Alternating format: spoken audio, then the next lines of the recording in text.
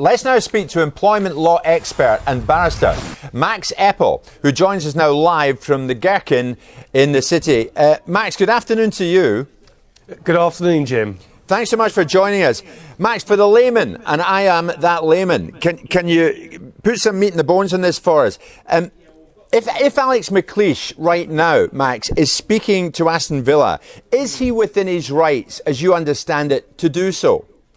Yeah, well, let's just take it back one step. The issue here is that in football, the football players' contracts are generally all standard form. The only difference is the schedules at the end of it, which will set out how much you get paid, bonuses, appearances, things like that. Managers don't have that. There is no standard form contract. So the way they're drafted, generally, it centres about what happens upon termination or upon sacking or upon resignation. So they do lend themselves more to these types of disputes. So clearly, without having had sight of the contract, it's difficult to say. But from having seen what's going on around it, one party is saying, yes, they are within their rights, and the club are saying they're not. So how come there is such confusion then between where the two clubs can go on this one? Birmingham up in arms, but Villa feel it's OK to be talking to him, as we understand they are. Well, it's a classic sort of employment or even a commercial dispute. You've got one party thinking he's within his rights and the other party not. I think the difference here is that because we're dealing with football and because it is by nature a fast-moving business, normally what happens is the dispute will get resolved and then the parties will move on. But in this case, there simply isn't the time. Villa are going to want their manager in ASAP so he can make some signings and conduct pre-season. Absolutely. So, Max, on that very subject, can Villa go ahead and appoint McLeish while this is all going on at the moment?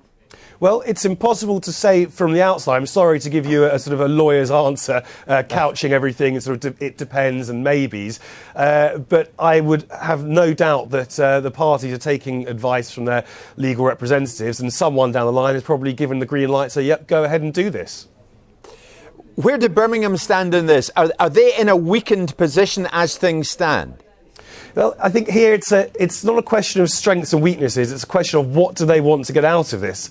They probably want compensation. I've heard the figure of 5.4 million being bandied about. And so they want to know how they're going to get that and if they're entitled to it.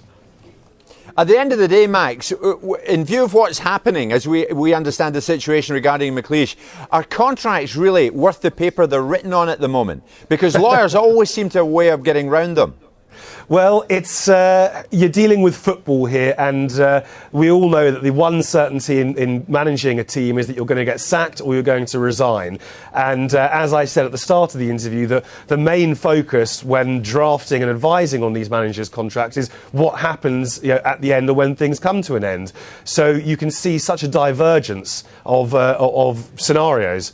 But the bottom line is it's football, and if one club wants something to happen and the manager does as well, it will generally go through.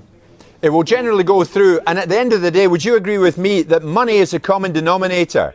Birmingham will be compensated, how much we don't know, and you fellas, the lawyers, will be paid handsomely. Well, money is it's money and interests, i.e. who wants what and how do we get there. As to lawyers being compensated, it's a question of you need to get your contracts done properly from the outset. And as I tell any new client coming through the door, better to spend some money at the beginning rather than have to litigate where it gets really, really expensive.